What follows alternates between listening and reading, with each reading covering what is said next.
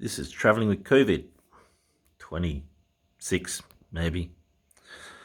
Well, I don't know how long ago I did one of these. I'm bored, that's why I'm doing one now. I'm in Malawi, in the capital Lilongwe, and today I need a haircut. I almost got one today. This annoying taxi driver wouldn't leave me alone, so I said, just take me back to the hotel. Anyway, or to a cafe anyway. I went to a Mexican restaurant. It was awesome. So yeah, I got here eventually after spending 12 hours in the airport. Well, not that long. 8 hours in the airport the other day, which was... The airports are almost empty, so a lot of the places were closed, and I found a place in a corner with a working PowerPoint and just chilled until security guards came up and they asked me what was I doing, and I said, I'm just sitting in a quiet place, minding my own business, and they went away. Anyway, Lilongwe is the capital now. It used to be a place called Zomba, which I'm going to go and check out tomorrow or the next day or the next day. It's very green here, and the streets are... The roads are in reasonable shape. It's not as bad as the mess that Zimbabwe has become. People are friendly. The city is strange. It has a multitude of suburbs, but they don't call them suburbs. They call them areas.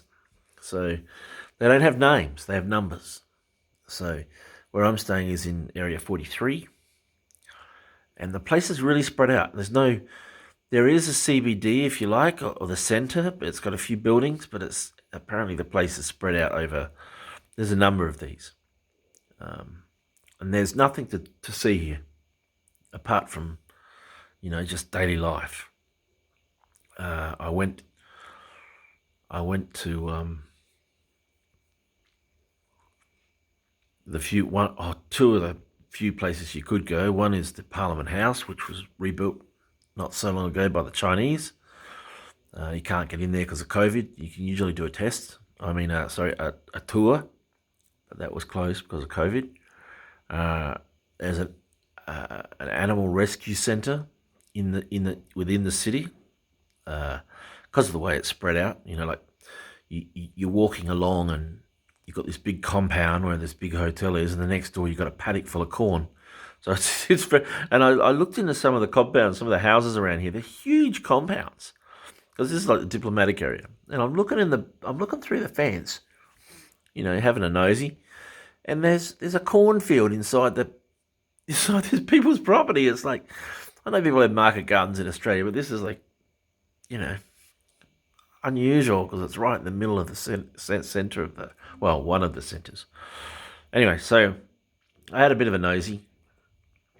And then I went to the tomb of the founder of Malawi, who ended up being a dictator until he's 97, and then he's so fucking old that he handed over power, and Malawi's been a democracy ever since. So unlike a lot of these old bastards who bring the police in and the army in whenever they try and get rid of them. Anyway, so he's dead. He died in 97. He's got a tomb in the gardens near the Parliament House. So I went there and looked. He was a doctor, so he built a lot of hospitals and clinics and things like that. Really modernised the country, but when they modernise the country, they destroy the nature and the national parks. And there are a couple here that they handed the parks over to a group that manages parks across Africa, and since they've done that, they're being run much better. So anyway, so that's pretty much it for this place. I'm staying in an old sort of hotel. It's really quite nice, but I went to breakfast this morning and he hands me the menu, which had mushrooms, bacon, sausages, eggs, baked beans, fried tomatoes, and I'm thinking, I might get a decent breakfast here. And he goes, look, I'm just going to check and see that we have all this. And I said, okay. He comes back and he says, "Oh, we can give you eggs." And I said, "I'm paying a lot of money to stay here. You can get me some fucking bacon." And I never used to eat bacon, but the point was that, the guy's just looking at me like I'm being unreasonable. And he said, "Okay, well, we'll go out and get some for you." And I said, "I don't fucking want it. Just, don't give me a menu if nothing on it is available." So anyway, that was my wine, and I haven't yelled at anyone for ages. This was like, I couldn't help myself. I'm just so disappointed with the quality of food, and paying, you know, to find hotels that are open and are of decent quality. You got to pay a fair bit in these countries where you shouldn't really have to, and it's disappointing when they can't give you a decent feed. Anyway, so I got shitty. Went in my room, did my Uganda slash Kenya slash Uganda East Africa visa application. That's done. And then I went into town. And then when I got back, I stopped at this place called La Cantina. It was like a Afro-Mex sort of place. Food was okay. Mojitos were even better. And then I walked home, which was good. Good bit of exercise. Sorry for yawning. So that's pretty much it for Lilongwe. There's nothing else here. I've contacted a couple of people about car hire.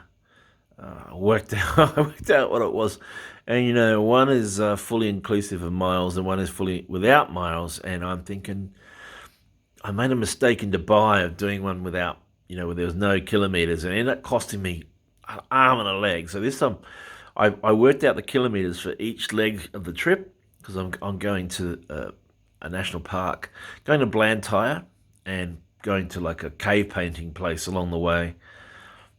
Then down to Maketi, which is a national park which has the big five. I'm hoping to see some more lions before. I'm going back to Uganda to see. I might see some more there, but I wanted to see a few more big cats before I leave. And then from there to a place called Zomba, which is the old capital, which is on a plateau. The British loved to be up high where it was cooler. They didn't cope too well with the heat. So I'll go there, and then up to a place called Cape Maclear. The taxi driver calls it a vagina because the lake comes down into two legs, and Cape Maclear is like right in between the two legs. So I found that kind of amusing. Probably shouldn't, but I did. So going there, so I need to get a PCR test done in Blantyre after the national park, or alternatively just make a special trip for it. But when I worked out the kilometres, it turned out to be about 900 Ks. So the difference in the price of the two vehicles is down to about $50. And who knows if that driver's going to go nicking off and driving around after he drops me off at night. So it could end up being well over. You can't control that. So I think I'm just going to have to go for the one that includes kilometres. So that's pretty much it for this 5 days more here. And then I'll go to Kenya to buy those. My mum wants me to buy some animals made out of recycled flip-flops or thongs. And for Aussies, call them thongs. We don't call them G-strings. Anyway, I was being silly. And then it's on to Kenya to buy those animals, which I'm buying them now because I don't plan to go back to Kenya. Once I hit Uganda again, it's a 5-day trip up north to those national parks that I haven't got to yet. And then I'm going to fly to Juba in South Sudan for a couple of days. Apparently it's safe for white people now, which is surprising because, they've been going on about all the shit going on in South Sudan for years. But apparently it's safe, so we'll see. Probably the people that tell me that are probably the ones that'll kidnap me. Anyway, so South Sudan, and then I'm back to Dubai. So I'm gonna, by then Brett will be back from Australia, and I can go and dump these animals that I'm buying for my mum with him. The to take back to Oz next time he goes back. So then I'm thinking Baghdad after that, but we'll see what happens. All right, so that's pretty much it. Where I'm at, what I'm doing. There's nothing to really show you. This room is, nice, but it's not really a big deal. Over here, the bed. So it's not too bad. Quite pleasant. Curtains are nice. Yeah, so that's pretty much it for today. Until the next time, ciao.